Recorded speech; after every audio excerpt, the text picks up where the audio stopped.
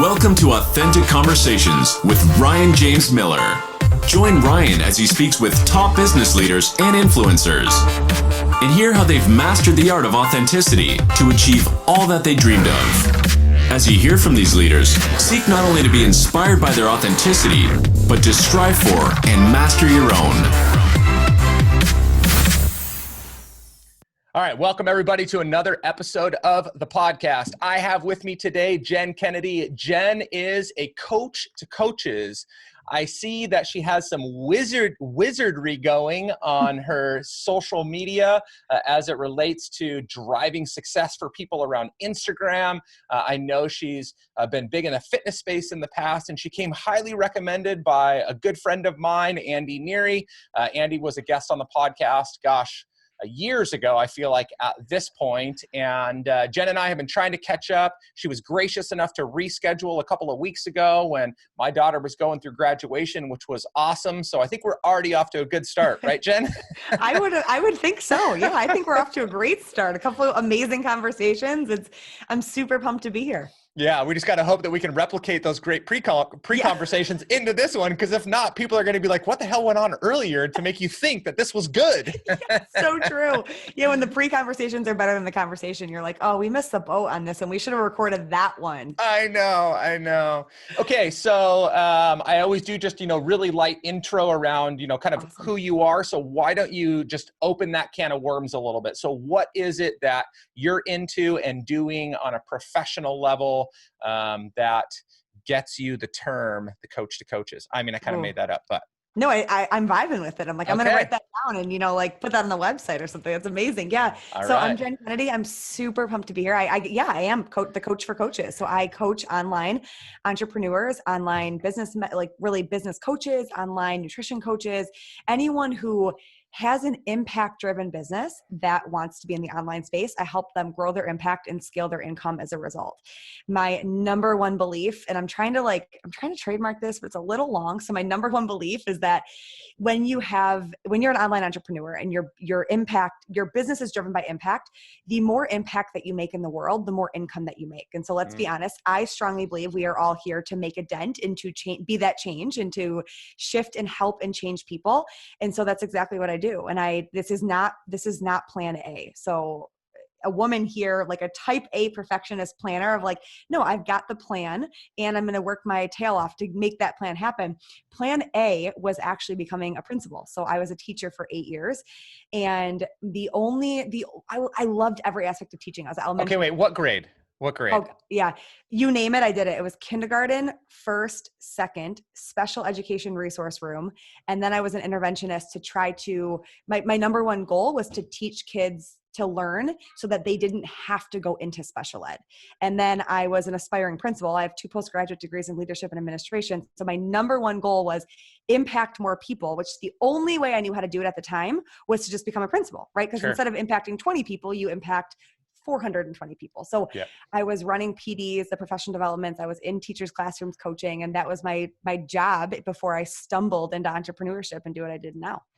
Okay. So already it's hilarious to me because first of all, anybody that has endured teaching children is somebody to be reckoned with. So I'm a pastor of a church amongst many hats I wear. And when I first had an opportunity, when I first had a desire to want to start teaching in church before I became a pastor, the children's ministry director came to me one day and she's like, hey, would you be open and interested in teaching in our youth? And it was like kindergarten through 3rd grade. Yeah. And I'm like, I don't know. I had little kids at the time, but I'm like, that's just not my audience. I'm like, let me think about that. So I go to another one of my friends that was a pastor that I really looked up to, loved dearly with. And I'm like, hey, this is what she asked of me. What do you think? He goes, you have to do it, because if you can teach kids, you can teach anybody. Oh my gosh. I mean, he was never more right, because keeping the interest and attention and excitement of kids is gnarly. But I think what's even harder, and probably something that you now have just gotten so good about being able to do with adults, is to articulate a point and to get Yes. children engaged in a way that you can get the truth across, but in a way that they understand, takes a lot of mental magic, right? And it takes a lot of reflection and clarity and repetition.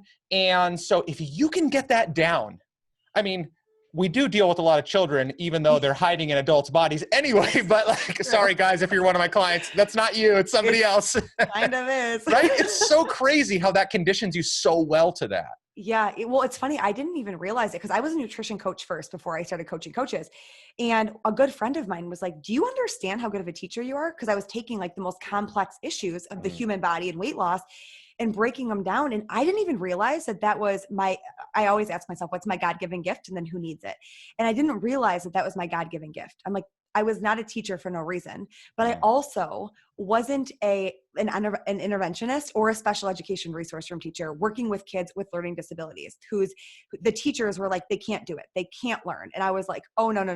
They can. And I'm going to figure it out. I'm going to figure out how the mind is working. And it's the reality is the adult learning theory and helping adults. I always used to tell teachers, they'd be like, well, I'm teaching it. And I'm like, but are you? Because teaching means that someone's learning and someone's life is changing. And so I take that into my business all the time of I can teach anything.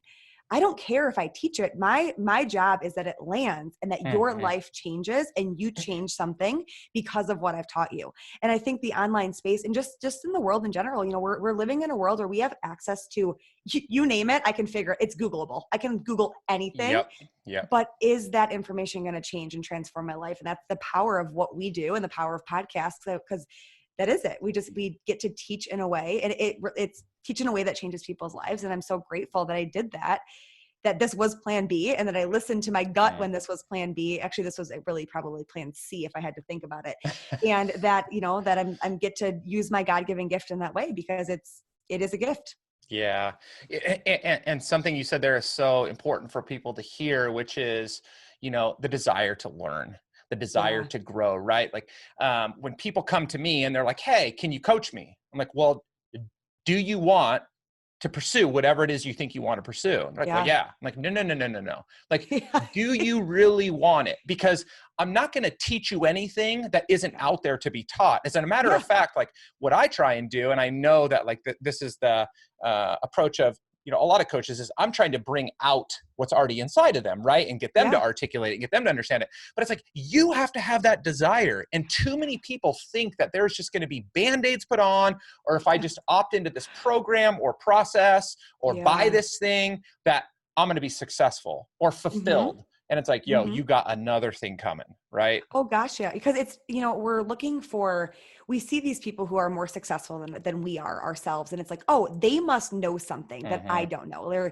He must have the magic ticket or like the magic solution. And it's like, no. Like it's my favorite leadership, which is the degrees that I had that I've worked in my business is, the definition of a good leader is someone who can unlock the greatness in somebody else. And like that's really what it is we get to say, hey, you have it within you, but we're just going to bring it out together. Yeah. And then we're going to teach you how to use those gifts and change the world in the way that you want to, because there's no magic answer. If there was a magic answer I would have sold it. We would have sold it, right? We'd be making a lot of money off of it, but there's not. That's not how change happens. Yeah. Which, is interesting that you say that because in both of the industries that you serve, and I kind of want to walk through those, but in both of the industries you serve, which, was first in the health and nutrition space, health and wellness space, and then even into now the online space, there is so much, there's no other way to say this, there's so much bullshit out there, right? There is just so much like, just follow this program, right? Yes. Do this thing to lose 10 pounds tomorrow, right? In the health and wellness space. Or, everybody's on and I don't care where you land here, but everyone's on the keto train. Just do keto and, you're going to be, just ripped and right? So that's that space. It's just, there's so much nonsense. So weeding through that's hard. Then we get into coaching in the online and then online. And I mean, I get pitch crap all day long. And they could be the most reputable, amazing, results-oriented organization, and I just don't believe them because Yeah. there's so much garbage out there. So breaking through that noise is so hard to do, right? Yeah. Well, and we're living in a world right now where, and really always, but especially right now, where trust is really hard. And trust, I believe, whether you're online, whatever it is that you're doing, trust is the number one thing that you have to build with people. Because I can say anything, you can say anything, we can say anything, but it's like, can we really trust you? But there's so much bullshit. And unfortunately, like, just because it's online, just because Google said it doesn't mean that it's reputable and that it's real. Yep. And it's like that in the nutrition space. It's right like that in the online coaching. It's like that with any space right now. I mean, even a lot of products, it's just, that's the reality of it. And so we kind of have to look inward and ask ourselves, like, what do I need and who can help me get there? And then how can we take this space and make it better? Because like, I'm not okay with the online space being full of it. Like I've talked to so many entrepreneurs who they've got impact driven businesses, right? I only work with people who want to make more of an impact. They've got impact driven businesses. They want to help people. They want to change the world. They see this problem that they want to solve. And they obviously, like, let's be honest, they're entrepreneurs. So they want to make money while doing it. And they come to me and they're like, well, I hired this business coach and I invested, $10,000 in this program and I didn't get anything. And like, I get sick to my stomach. Like, I'm like, oh my, like the hopes that someone has that this is going to be it. This is going to be the thing that helps. And then it's just failure after failure after failure. I'm like, why is this okay in the world? Like we have to stop that. We have to cut through the bullshit, cut through the noise and like get people these results that we want. Cause that's what it should be. Yeah, no, absolutely. So how or why or what led you to leave education and step into coaching in the first place, and why the health, wellness, fitness space? Yeah. Like I said, it was a complete stumble. It was not the plan. When I stumbled into it, when I became certified as a nutrition coach, the only reason I got certified is because I wanted more information about my body. Like I had an eating disorder for 6 years, all through college and a couple of years after. And I had overcome the eating disorder on my own through mindset work, through finding an exercise modality that actually like showed me strength and not like, hey, let's exercise to look better. I realized my self-worth was in all the wrong places and I developed myself. And I genuinely believed that I didn't know that anyone else was struggling with it. Like typical type A human. And my family always was like, we don't talk about our problems. We sweep them all under the rug. Yeah. So I just thought like I was the only one. And then when I started competing in CrossFit and doing some things locally and going to a new gym, a lot of women just literally just started asking me for help. Like, hey, how did you lose that weight? Or what are you doing that, I was sharing my journey on Instagram. So like, well, what are you doing there? How are you doing that? And people just started asking me to help them. And what did I know how to do? I knew how to teach and I knew how to help and I knew how to lead. And so I just started helping and I got certified for myself, but then I was like, wait a second, I actually know this. And the business just started that way. And I was doing both. I was teaching and doing that. And I was loving both. I loved every second of teaching. When I left, I cried. I was like, what am I doing? I still go back to visit. Well, before COVID, I went back to visit the kids and the staff. And I left because there was more opportunity in entrepreneurship. I started realizing that I actually could create a life that I wanted. I grew up with a lot of scarcity. My parents divorced when I was 5. We did not have money. We could not go out to eat. We could not go on vacations. And so this life of like having actual money that you could spend was so just like gray for me. And I realized that I could. Like I saw people that were doing it and I was like, well, they're no different than I am. So if they can do it, I can do it. And so I hired my first ever business coach and he helped me build the business side because what I didn't know how to do was business. Sure. It was not at all. And then I called my last school year and then I left 1 year ago. It was 1 year ago from right now. That's when I left the job. Okay. And that was nutrition coaching or on the fitness side? Okay. So nutrition. It was nutrition. Yeah. Nutrition and lifestyle and mindset work. Okay. Yeah.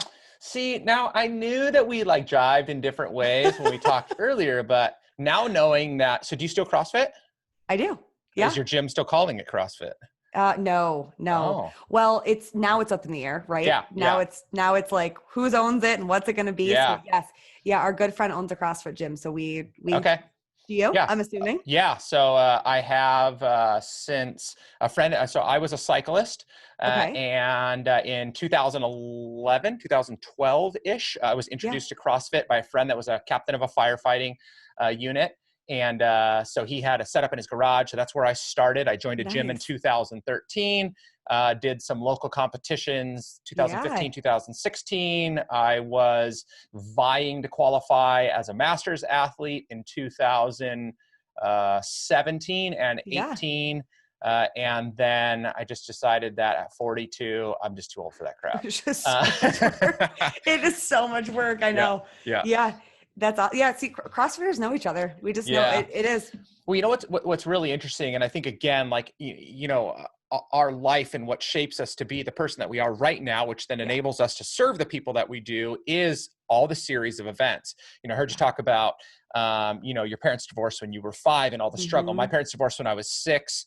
My dad left my mom, my brother, and I with little to nothing. Yeah. We saw him on the weekends and had a ton, but at home we really struggled. My mom worked 2 and 3 jobs, so like that shaped so much of me. All through we take all of those things, even all the way up to the way in which you have to, if you truly take fitness seriously in the CrossFit realm, the way you have to approach that, the mindset, appreciating the process, working on technique, practice, like that translates into so many other things that, it's awesome to hear when other people take that mindset and mentality and bring that into the world of coaching in other areas and things like that. I love that. Oh, yeah.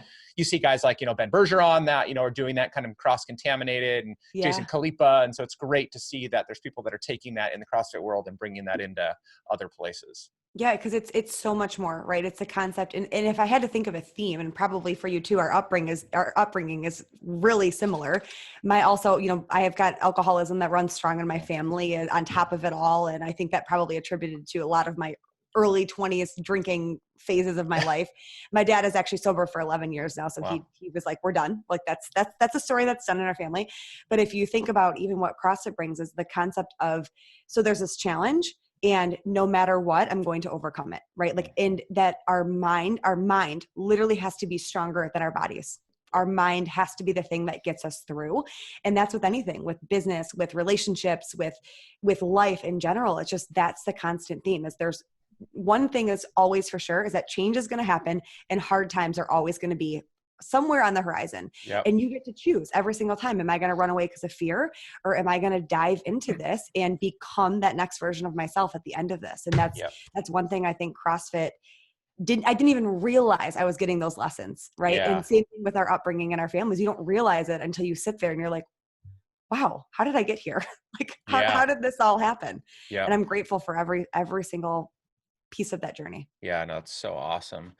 So you a year ago jumped full-time into coaching. That's fitness coaching in the beginning. And then you make this transition into being really laser focused on business professionals, business leaders, online entrepreneurs. So when did that happen, and why that shift? I mean, I can kind of see this trajectory happening, but like why did that then take place?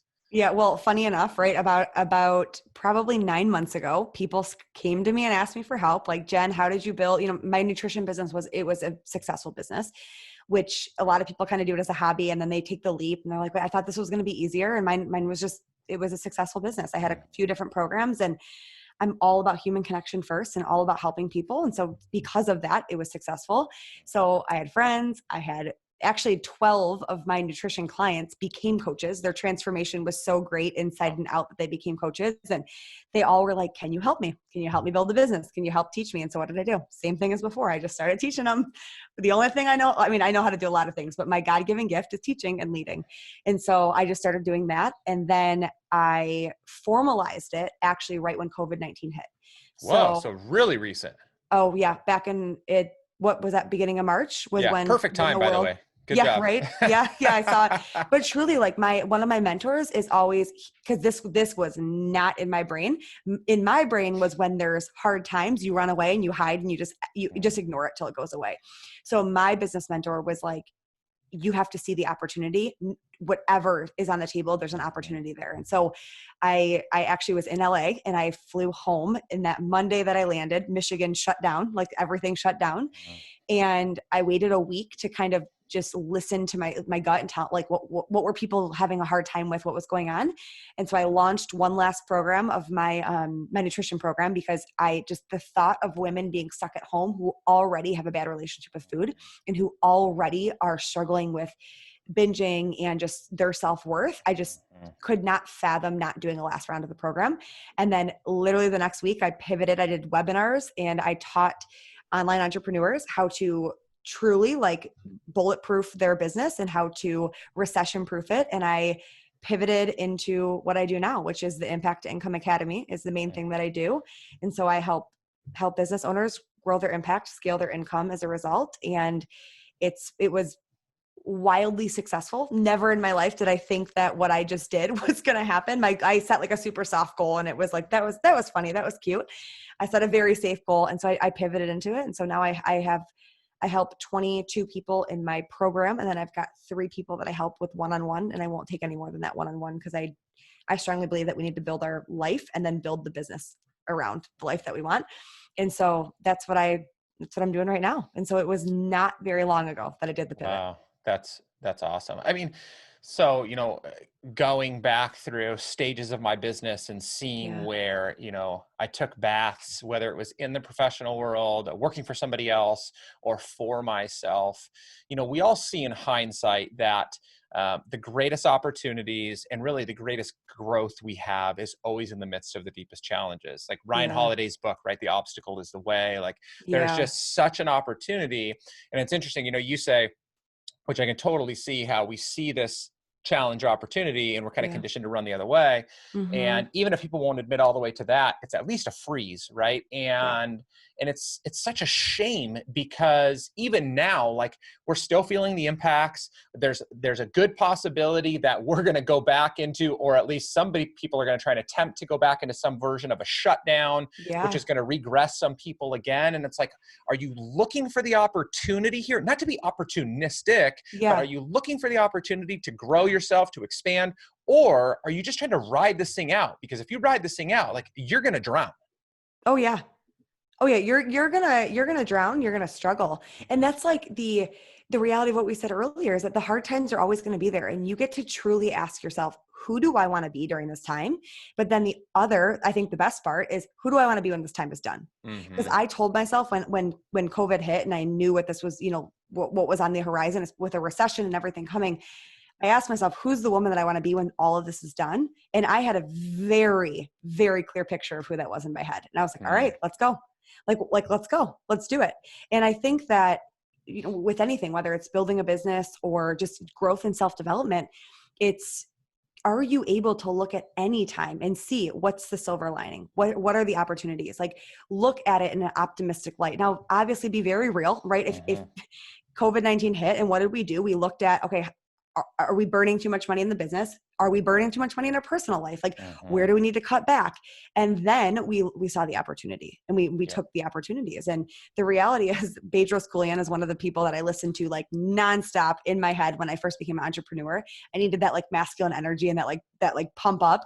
And he always says, if you can solve someone else's problem, then you have a business. If you can solve someone else's problem, then you can be an entrepreneur.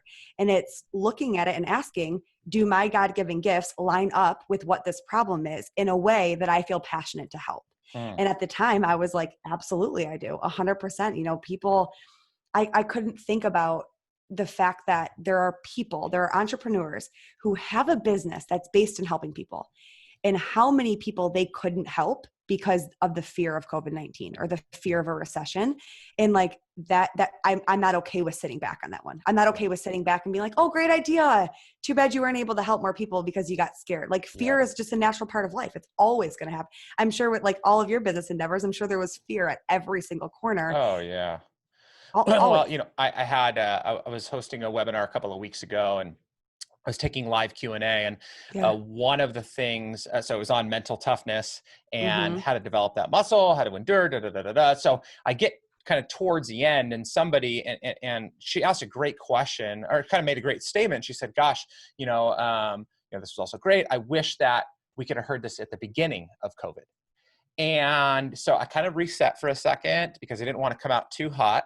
And, and then, I said, that's actually a part of the problem, is that we're looking to take what we're learning and apply it in hindsight, like as if I would have known.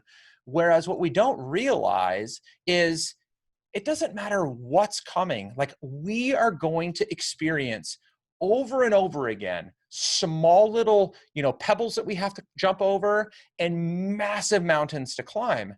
And we need to be prepared for those. And the unfortunate thing is, too often we are sitting on our heels when those things hit us. And then we throw our hands up like, oh my gosh, I didn't expect that. Yeah. How you don't expect adversity to come after you've lived any piece of life is crazy to me at this point. Yeah. I said this to my husband over and over and over. I said, thank God for all the mindset work that we do. Cause we're constantly reading, we're constantly listening to podcasts separately. And then we come together. What'd you learn? What are you learning? Like the topic of conversation in our family is centered around growth and like what we're proud of, what we're grateful for every single morning. What are you proud of? What are you grateful for? It's just it's just a part of our routine. And I said to him, because all that mindset work that we've been doing, that was spring training. And then now we're in the World Series. Like that's like, we trained for things like this. And that's why we do that work. And the big thing is, a lot of people say that I wish that I would have done this in the beginning. It's like, okay, well, if you didn't get the outcome that you wanted, you got the lesson that you needed. So where are you going from this? Like right now, what are you taking moving forward? Because this isn't, if it's not COVID in the future, it's going to be something else. Like, what are you going to take with that moving forward? Always. I mean, I always say like, I went through a massive devastating travesty in 2017. And I always say when I talk about it now, like, I hope and pray that that's the worst thing that I will ever experience in my life. And yet I can't bank on it. Yeah. Right. And again, like that's not a doomsday outlook. Like that's not pessimistic. I'm very optimistic about looking forward in life, but the reality is we just don't know. So okay. There was something you said now, I don't know, 10, 15 minutes ago that I heard that I was like, okay, I got to go back to that. So you said something earlier that I would love to hear kind of how you unpack this and how you're measuring this. So you said something to the effect of like, I need to make sure that I build my life and not just build my business. Like it was this idea of like that the structure of life is set up appropriately, not just like so focused on the business. And as an entrepreneur, that's a brutal thing to do. And that's really hard to divide. So I would just love to hear kind of your thinking behind that, because I heard that and I'm like, oh, got to come back to that. Yeah. Well, I learned that lesson the hard way. Shocking, right? We always do. The most pivotal lessons in our life are learned the hard way. So I learned that lesson back when, gosh, it was probably October when I was building the business, right? I was taking, the only thing that I had at that point in time in my business was one-on-one nutrition coaching. I was building it. I was at this point in my business where it was, my monthly reoccurring revenue was the highest it had ever been. It was about $17,000 a month reoccurring. And I was like, this is amazing. I can't believe I'm making this much money as an entrepreneur. Like, this is insane. Like coming from a teacher, you make like, 50 grand and like, maybe you climb up one little more step of like an extra $25, like, a year. And it was just, I couldn't believe I was able to create it. But then I was ecstatic. I was over the moon. But then I was traveling for masterminds and I was like, had anxiety around the fact that no one was going to answer my emails. My husband would be like, hey, like, are you going to eat dinner with me tonight? Cause like the last 5 nights you said you were going to, like, are we not going to work on a Sunday? And I stopped and I was like, this is not what I thought life was going to be like. Like, this is not what I thought it was going to be. And, the finances were great, but I was completely miserable. And a friend of mine, walked up to me at the mastermind that I had met and he was like, I'm just sensing something with you. And I feel like I just need to say this. Are you building your life or are you building your business? What's coming first? I'm like, well, I'm building my business. And he's like, and are you okay with that? I'm like, yeah, of course I am. And he's like, yeah. So let me tell you, this kid is 21 years old. Okay. 21 years old, has a multiple 6-figure business. He's wise beyond his years. And he said, everyone looks at me and says, wow, you're so successful for a 21-year-old. And he says, that's amazing. Why do you think I'm successful? And they always say, well, you have a multiple 6-figure business at 21 years old. Like, I know what I was doing when I was 21 years old. Yeah. And, and he said, his answer is always the same. I'm not successful because I have a multiple 6-figure business. I'm successful because I can ski every single morning in the winter. I can water ski every single morning in the summer. I'm successful because I can live my life and then run this amazing business. And he looked at me and he said, can you say the same? And I was like, no, nope, because I haven't seen my husband in 3 weeks and we live together. And it was at that point where I realized I was doing it backwards. I was building my business and not my life. And so in that moment, I was like, stop, I got to restructure it all. And I looked at my revenue, I was literally trading time for money. That was the only thing I was doing was trading my own time for money. Yep. And you run out of time. You run out of time and you're in trouble. Yep. And so when at that point in time, I shifted everything and I completely pivoted everything. And then my new business is literally centered around that. And that's actually week number one with coaching coaches, is that everyone's just trying to, it's like when women lose weight. When the number says this on the scale, I'll be happy. When my monthly figure is this, I'll be happy. When my yearly revenue is this, I'll be happy. And it's like, no, you won't, because I didn't become an entrepreneur to sit in this office 24/7. I became an entrepreneur because when my brother showed up 2 hours ago with my nephews, I could drop everything and hang out with them. I became an entrepreneur because when my husband was home during quarantine, I'm like, I don't want to work Friday. You don't want to work Friday? Let's go paddleboard. Like, let's go out. Yep. And so that is my guiding force. And I think a really hard thing, I'm sure you've been in a similar place and people you coach, is that when people become entrepreneurs, their worth is tied up into how much money they make. Totally. Their confidence is, well, I have a $500,000 business, or I have this. And it's like, amazing. But are you happy? Yeah. Like, are you happy doing the things that you want to do? And so I get crystal clear on my life. And then I ask, what are the steps I need to take in my business to get me there? And if it's something that's not aligned with it, then I say no matter what it is. And so how do you practically measure that? Because that's a pretty soft measurement in the sense of like, well, I want to be happy. I want to feel good. I want my personal life. So like, do you have things in place or no? And I'm okay if you say no, because I've got all kinds of thoughts around this, but like, what is it for you that really allows you to kind of have that temperature gauge on, where you're at? Yeah. Well, I have a very clear vision. And it's like written, it's on my vision board. It's like written. My husband knows it. Like I share it openly. I have a vision of what I want my life to be like, right? Like always. And like, that's my North Star. And so I do ask myself, like, does this feel good? Is this aligned? Every single thing I do. Like I have a woman who reached out to record a podcast on Sunday. And I'm like, that's not it. I don't work Sundays. I don't work Sundays. I don't care if it's, Ed Milet that calls me is like, you want to do a podcast Sunday? I'm like, no, like I don't, that's a non-negotiable, like working before 10 a.m. is a non-negotiable. Like I don't do it. I won't. Like my mornings are like my sacred, like my dog and I go for like an hour walk. We're just out and about listening to music, singing, dancing. Like I've got those certain things that are just like, these are just my non-negotiables. I got a strong yes, no list.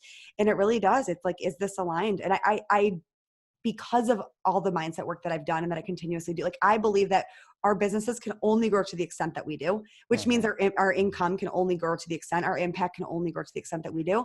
And so like through all of that self-development, I am really in tune with like what actually feels good and what's my ego being like, no, it's more money, or just do it. It's better exposure.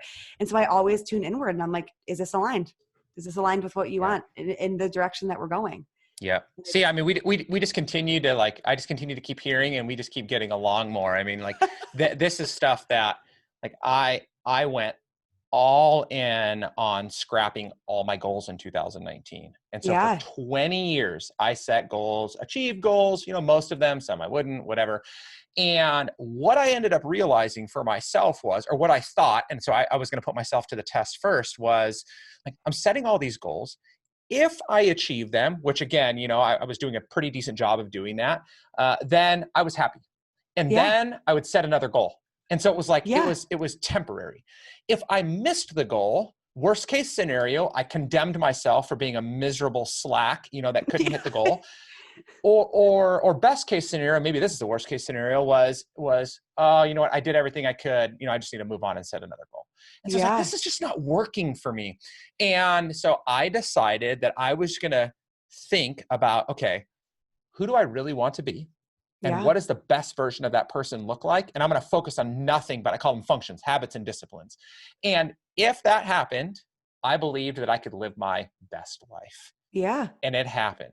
And I was going to say, how's it going? I'm dying to know. Like so 2019 was the most financially successful year my businesses had in 8 years. It was the most fulfilling my life had been in all that time. And that doesn't mean like April of 2019, I had my first massive anxiety attack ever. I crawled into a corner in my office and literally thought I was going to die for a minute. And I was crying. And so it's not that it was like all rainbows and unicorns, God, but yeah. I was able to prove it. And so now one of the things that I do when I'm coaching people is I go, look we're not after finish lines. We're after freedom. Yeah. And you can have goals, you can have finish lines, and I coach a lot of people to them, Yeah. but they're always just a means to an end anyway, So you true. know? And so Yeah. I love that you say that. And that has just got to be so freeing when people come into contact with you and start working with you and find like, wait a minute, I should enjoy my life. Like, you Yeah. mean I don't have to like hate the fact that I'm grinding all the time, but one day I get to say I'm a successful entrepreneur? Like, that's a Yeah. shitty life. And yet Right? that's what most people chase, because the Yeah. money, the recognition, the accolade, like that looks really good on the surface. And by the way, Yeah. most people lie when they say what they're really accomplishing in this world anyway. So don't So believe it. true. Right. But Yeah. I just Yeah. love that. Well, yeah, and it's, I love what you said about the finish line, right? Because the reality is that there's only one human on this earth that's in charge of your finish line, and it's yourself. And there's also only one person on this face of this earth that's in charge of what the word success means to you. Yep. Right? Like my definition of success is vastly different than yours or Yep. anyone else's in this world. And the problem is that we're always moving the finish line. And it's not even entrepreneurship. It's people who, they got the job promotion, they've got this title. And then, oh, well, wait a second. This is the new finish line. This is a new finish line. And it's like, we're putting our worth into this doing and accomplishing instead of this being who we are. Like who it is that we want to be and the family that we want to have and the lifestyle that we want to have. And that's where the magic is because, and you said that like 2019 was the best year in your business. The funny thing is, and people will always like, no, it's not. It just happened for you guys. I'm not that way. It's like, that's just luck. The reality is when you live life that way, the finances increase, your impact increases, like happiness, all of it increases. And yeah, you've got bumps along the way, but when you let that be your North Star, sky's the limit. Yeah. I mean, sky's the limit. Yeah. Well, and I mean, as you alluded to, when you were talking about your own story, I think that, what people realize is that, I don't like that there's such a negativity put on financial success and, nice house, nice car. Like there's a lot negative caught up in that, but it's not all bad. But at the same time, I think more people need to believe, not just hear, but believe that is never going to truly fulfill us. And so we've got to find something beyond that. Now, maybe it's the feeling from driving around in the Maserati that like gets you really good inside, but like, that's where we've got to go.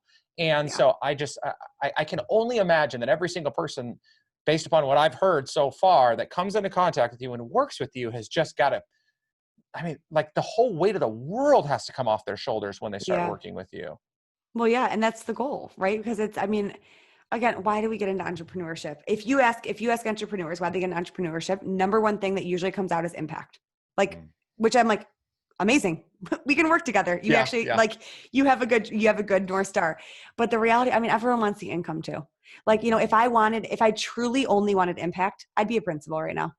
I'd be impacting a school, a whole entire school, all of the communities, all of the families, and I'd be doing a great job.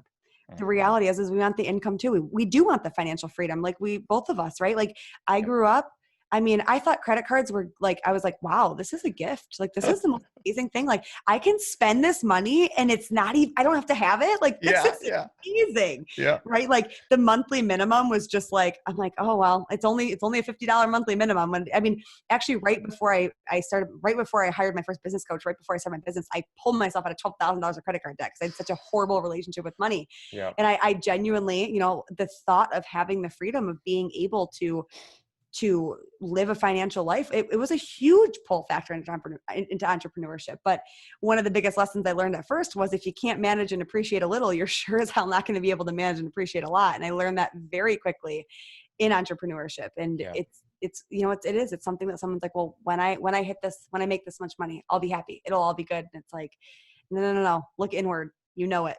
Like, you know it inside.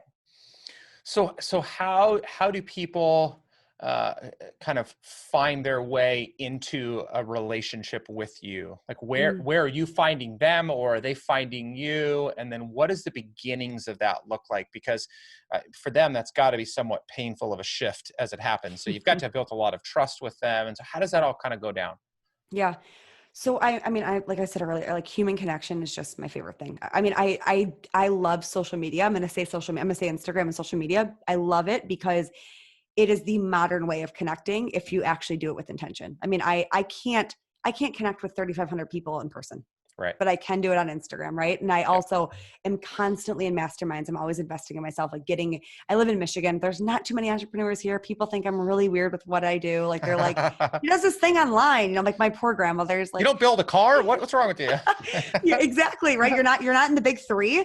Yeah. My grandma's like, she does things. She helps people on the internet. And I'm like, oh, you're Grandma, right. careful how you say that. Yeah. Right. Only certain people. They're not ideal clients.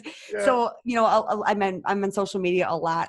My number one goal on social media is to provide value and impact. That's just it. So like all my content is going to be driven to help you grow your impact, scale your income.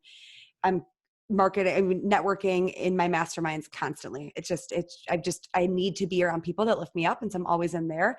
And I believe, leadership 101, right, is trust. We have to build the know, like, and trust, whether you're trying to get people to work with you or not. It's like, all of us are living in this world and we all need help and we all can learn and grow and use each other. And so trusting people and having people trust me is huge. I always have people's best interest always. Like my goal is like, if I can help you grow and scale your business without working with me, amazing, cool, great, incredible. Go run, get the tips and tricks that you need. And so that's how people usually find me. And then, how do people, when they first start working with me, you're right, it is an unorthodox way, I guess you could say, of like, wait a second, you don't want me, you're my business coach, but you don't want me to only think about revenue. I'm like, no, we're going to think about impact. And the way I always start it is I ask people, what are all of your goals? Like multifaceted goals. And I don't care. I don't want to hear your revenue goal. Don't tell me your revenue goal at all. Wait. Number one goal that you need to set is, what do you want your life to look like? Like, what's your life? What are your life goals? Your 6 month, 1 to 5 year life goals. And then I ask, what's your impact goal? Right? Because your impact comes first. So do you want to impact 1,000 people? Do you want to help 1,000 people earn $100,000? Do you want to help 1,000 people lose 20 pounds? Like, what's your impact goal? And then the next one is, what's your revenue goal? And we need to work all of those, but that's the order of importance. Okay. And every time that we start with that, everyone's like, oh, it's like jaw dropping of, oh my God, I haven't even thought about an impact goal. Like, wait, I say that I want to make an impact, but I'm not thinking about impact. I'm only thinking about the fact that this human brings a dollar amount into my bank account. And when people make that shift, it's like, no wonder why it's so hard. Like, no wonder why I'm spinning my wheels, because I'm sitting here wondering what's the perfect Instagram algorithm that can get me in front of the most people. It's like, no. How can you impact the most people? Like, that's it. That's where you start. And then the income comes. And so that exercise alone, first thing that we do, first week together with any client, whether they're in the academy or one-on-one, that's the first thing that we do. And it's immediately, it's just like shifts of, Yep. So the very, very first question around, like, what do you want your life to look like? Yeah. What are some of the common, like, things that you're prodding on people? Because again, like, I think that professionally, we do this in organizations. And so if you've led an organization, or if you've been a part of that, annual meeting or whatever, we're talking about, mission, vision, values, and how we're going to live that out and all that crock. But most people have never even thought about, what's my life's mission? What is my vision for my life? What do I really value? And so what are some of the things that you start to kind of prod on people to get them thinking like that? Mm-hmm. Yeah. So I always look inward first. So like, you're number one, right? Like, number one person in every, you have to look at yourself if you want to be a leader in any space, like your energy, your health, like your life, your happiness, your mood, all of those things. So like, what do you want you to look like is how do you want to feel? And then family, what does your relationship look like? If you don't have kids, what does your marriage look like? If you do have kids, what does your family look like? Is it sitting down to eat dinner every night? Is it exploring on the weekends? If you're single, like what is the life, relationship wise?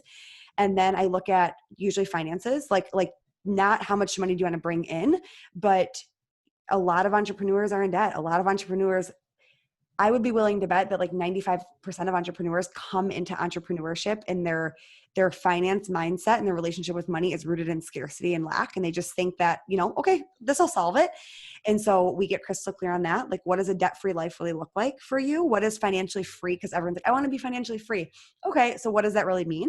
What is freedom? You being able to work from anywhere. What does that really mean? I mean, do you really want to, have you ever tried to work on a laptop outside at a pool? Because it's horrible. It's a horrible idea. Like the reflection, it never works. The computer overheats. Like, what does that really mean to you? And so we really like dive deep into that. And you're right. So many people are like, I've never thought about this. It's just the dollar amount. I've never thought about what I want this to be. And as an entrepreneur who runs their own business, like you get to paint that picture. Like you get to create that, you get to dream big. And so that is where it all, like the layers that we uncover are really deep within that. And do you attract, I know you said impact driven people and businesses, but is there any one type of person that you really seem to attract more than others as you think about like that? I don't even want to say the ideal client that you're targeting, even though it could be the same person, but like who that person typically is. Yeah, it's usually people who are online coaches. Like they're coaching either nutrition, personal training. I've got a couple people doing business, a writing coach. Like it's usually coaches who want to learn how to then coach and impact more people. And grow their business in that way. Because a lot of times with coaches, the only way in which we're teachers, the only way in which we know how to teach or coach people is just one-on-one. It's like, well, I can help him one-on-one. And it's like, well, do you want to build your business with a bunch of one-on-one? Because I'll tell you, I did it. I had 52 clients. It was great. I was helping a lot of people, but I was miserable and I had no energy and I was an anxious mess all the time. Wait, 52? For real? Like at one time? Yeah, that's when I had that conversation with my friend who was like, so what are you doing? Yeah, 52 people one-on-one. No way. Yeah. Oh yeah. I swear to you, it was because when I was a teacher, I was getting my master's degree and my ed specialist degree. And so, I mean, like grinding was what I did since 2014 when I went back to school, right? Like just like grinding and just like it was literally don't look up, blinders on. And so like, that was it. And so of course, right? Like 52, I traveled to California and I was like, oh my God, time zones are different. What time's this call? And it was a complete, looking back, I'm like, how'd you do that? But it was the only thing I knew. It was the only thing I knew how to do. My one business coach that I had at the time, that was the only thing he specialized in. And so what did I do? Just go. And that's when I was like, wait a second, I'm doing it wrong. I'm trading time for money. I'm not able to really fully impact in the way I want because I don't have the time to fully impact in the way that I want. And so that's when I realized that things needed to change. There's no amount of money in the world that would ever get me to coach half that many people one-on-one.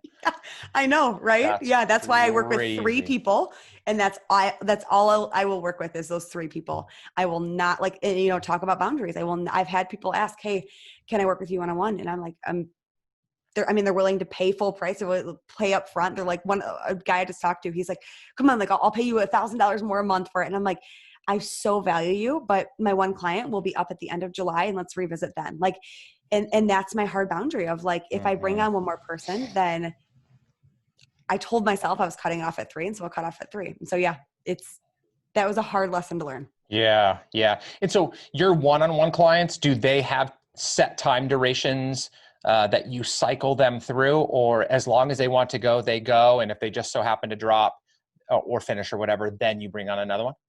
Yeah. Yep. So I'll do a 6-month commit. And so usually some of them will continue on. Some of them are like, nope, 6 months, I'm good.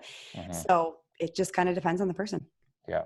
Yeah. But that's a hard boundary that I have to set of just like, nope, we're at 3. Like I told my husband, I won't take on more than 3. Like when I say things out loud, I'll follow through with them. If I keep them inside, I'm like, no, I never said that. I'm like, oh, no, that's not true. Yeah. Or, a lot of people say that and really the only reason they're saying that is, because then they're creating scarcity thoughts in other people. And people are like, 3, only I got to get in. I got to work with her because she only takes 3 people. That's it. That's the magic wand that we were talking about earlier. That's how you do it. That's exactly how you do it. That's so good. Okay. So people can't work with you one-on-one because you're full. But tell me a little bit about the Impact Academy, what that looks like. And I'm sure it's, similar types of people, but what does that look like and how are people involved there? Yeah, so the Impact to Income Academy is an academy that I run. I'll run it 2 more times this year, like this calendar year. So what that is a 12-week program. It's a 12-week academy where we are going through and we're building your impact, scaling your income as a result. So there's 3 pillars. In pillar number 1 is leadership. Leadership, that's really what you are as an entrepreneur when you're changing people's lives, is you're a leader. What we said earlier, what's a leader? Unlocking the greatness in other people. And so typically we don't realize that we are leaders or how to leverage leadership. And so pillar 1 is building your leadership and growing your leadership. Pillar 2 is all things money. So pricing, your hourly rate, what does your sales funnels look like? What does your launch calendar look like? Like when are we bringing in money? When are we not? What's your expenses? All things money and finances. And then pillar 3 is what I like to call intuitive strategy. So many people are like, well, just tell me the strategy to post on Instagram or tell me the strategy on sales calls. And it's like, yeah. So the strategy is that you know yourself as a leader, you know your ideal client so well that your strategy is actually within you. And how are you going to impact that person? Right. So I can tell you, I will teach you about Instagram. I'll teach you about Instagram stories. I'll teach you about emails. Like, of course I'll teach it all. Yeah. But at the end of the day, the most powerful thing in the world and how you're most successful is when you actually tune inward and use your God-given gifts and monetize those God-given gifts and lead with the impact. And that's the strategy, the magic wand that everyone always wants. And so 12 weeks, we work through those 3 pillars in a whole host of different ways. Very community driven, weekly calls with me, weekly group calls where we're learning, we're getting live coaching, and then you've got the group. And then after that, everyone has the option to go into a grad program where they stay with me and they still have access to the calls. And we're just kind of, helping in the way that we can see fit. Wow, that's awesome. Yeah. And so every 12 weeks you're launching another one. So that's a new group of people. And then sounds like, so then the overall community continues to build as people want to stay on and participate. Mm-hmm. So what's the long-term impact? I gotta know. My long-term impact? Yeah. Yeah. I'm going to help 10,000 people make over $100,000 in their business.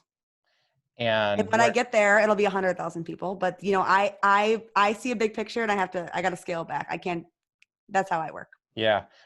What was there anything special about 10,000, or it just sounded like a good round number to start with?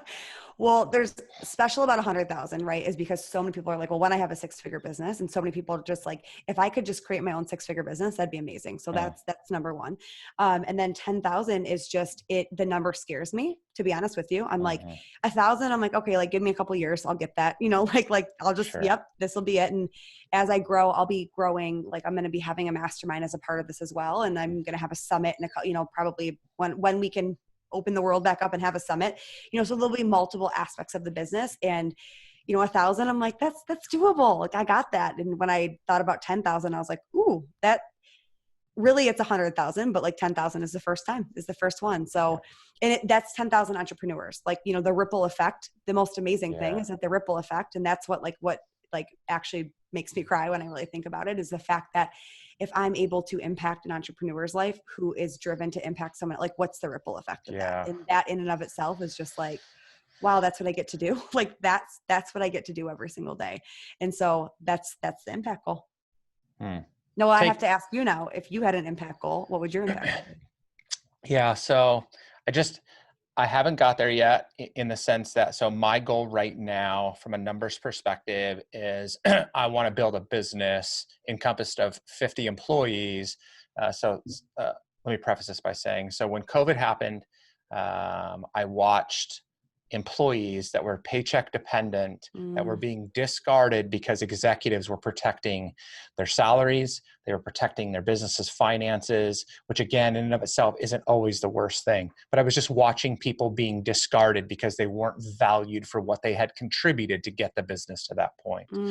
So my commitment over the next 5 years is to hire 50 people, of which I have 1 employee right now, 50 full-time employees that are contributing to my business, so that when, not if, but when we have another economic downturn as a result of whatever it may be in this country, I will be able to sacrifice my own income and my own security in order to save those 50 people so they can continue to sustain their lifestyle in the midst of something that normally they would be discarded.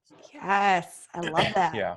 Yeah. So Yeah, because it's true, right? It's true that something hits and then the organization's profitability is trumps the humans that got the organization to be there. Yep. And, there's a lot of other things that come into play there, but that's really the big one I'm focusing because, again, I feel like that's something that I can directly impact people that I am, face to face with on a regular basis. So yeah, that's amazing. We'll see how that goes. Yeah. All right, Jen. So I have had fun. I like you way more than I did before. And I liked you a lot when we first started talking. It's just gotten so much better. So I definitely, we're going to have to stay connected. How can other people get connected to you? What are some of the best ways? Like you talk about lighting up Instagram. So they've got to go follow you there. Oh yeah. The Jenn Kennedy is where I'm on Instagram. Okay. I'll tell you, everyone's like, the Jenn Kennedy? I'm like, yeah, Jenn Kennedy is a very popular name. So it's the Jenn Kennedy. Ends on Instagram is really where I'm at all the time. I mean, you could visit the website, Your Impact, Your Income, if you wanted to, and I would certainly respond. But if you really want to see what it is that I do, Instagram's the place. Okay. So Instagram's the place. When's the next launch of the Academy coming? The next launch of the Academy will be done really mid-July. So a few weeks out. Okay, so a couple weeks out, which is probably right about when this podcast is going to drop. Perfect. So keep an eye out for that. Make sure you follow Jenn there. Anything else you want to leave us with as parting wisdom before we go bye-bye for the day? I know. I've loved it. I would say, anything, just always tune inward. Whether you're an entrepreneur or not, just always, we don't realize how many choices and how much control we actually do have. Yeah. And, we're in a world where it's heavy. There's a lot of heaviness and we're going into an election. So the heaviness is only, I don't care what side of the fence you're on, that heaviness is only going to continue throughout the end of the year. And so, tune inward and ask yourself, who do I want to be at the end of it? And then use your internal as the guiding North Star, and you will not be steered in the wrong direction. Yeah. I love that. Well, guys, that I get quite charged up and entertained when I get into really good conversations. This one, I said it at the beginning, from the time that Jenn and I were introduced in the first conversation, we just hit it off and there was a lot of energy in our conversation and it continued on through this. Though I don't know her outside of the conversation we've just had, I would definitely say looking at her, and you can watch this on video when it goes live on YouTube, I believe with all my heart that you can trust what she says, that she's doing the right thing. And so much of what she said resonates with everything you hear me talk about all the time. So if nothing else, go follow her on Instagram, get connected to her, but dig deeper. If you've heard something today around some gap that you have, some struggle you have as it relates to running your business, reach out. It never hurts to ask questions. You never know what you're going to find as the result of that. So Jenn, true. Thank you so much. Just so much fun today. Really appreciate you. I learned a lot. You impacted my life. Oh, and so thank you. Thank you. I've loved it. All right, guys. Well, that wraps up another episode of the podcast. As always, feedback is welcomed, appreciated, and desired. So any thoughts, questions, concerns you have, hit up Jenn, reach out to me. Please, please, please just continue to share with me anything that I can do to add value to you. And as I try to say as often as possible, if you want the most out of the life that you live, desire to be the best version of yourself. With that, peace. Thank you for listening to Authentic Conversations with Ryan James Miller. If you found value in today's episode, please subscribe on your favorite podcasting platform and share it with others. To connect with Ryan and learn more, visit ryanjamesmiller.com.